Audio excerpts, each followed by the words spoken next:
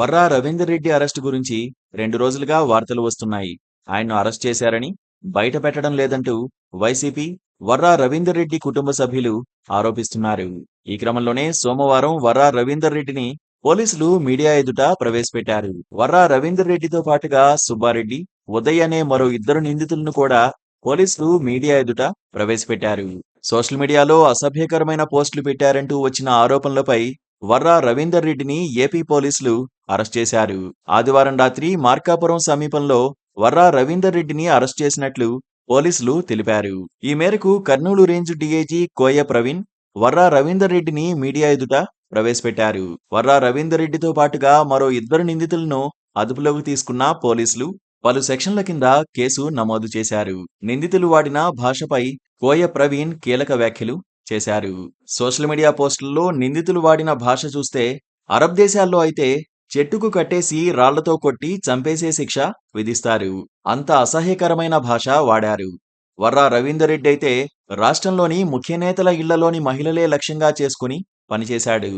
ముఖ్యమంత్రి, ఉప ముఖ్యమంత్రి కుటుంబాల్లోని మహిళల మీద సోషల్ మీడియాలో ఇలా వికృత పనులు చేశారు. అయితే ఇదంతా ఈయన వ్యక్తిగతంగా చేసింది కాదు, ఇది ఆర్గనైజ్డ్ క్రైమ్. వర్రా రవీందర్ రెడ్డిని ఆదివారం మార్కాపురం సమీపంలో రాత్రి 11 గంటలకు అదుపులోకి తీసుకున్నాం.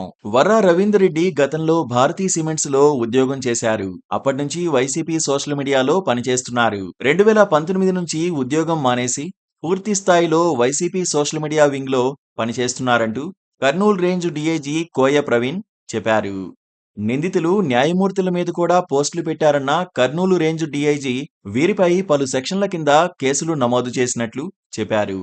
ఇలాంటి వారిని 45 మందిని గుర్తించామని వెల్లడించారు.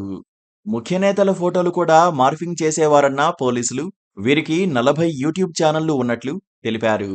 ఈ యూట్యూబ్ ఛానళ్ల ద్వారా అసభ్యకరమైన వ్యాఖ్యలు చేసేవారని, తాడేపల్లి వైసీపీ కార్యాలయం నుంచి వీటిని నడిపించారంటూ పోలీసులు సంచలన విషయాలు వెల్లడించారు.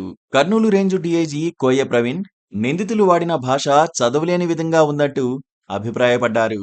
సభ్య సమాజం అసహించుకునేలా వారి పోస్టులు ఉన్నాయని, మహిళలపై ఇలాంటి పోస్టులు చేసేవారిని రాక్షస జాతిగా భావించవచ్చంటూ కీలక వ్యాఖ్యలు చేశారు.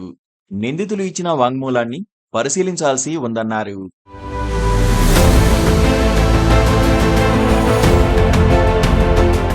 Please subscribe to KTV Telugu. KTV Telugu. KTV Telugu. KTV Telugu. KTV Telugu. KTV Telugu channel.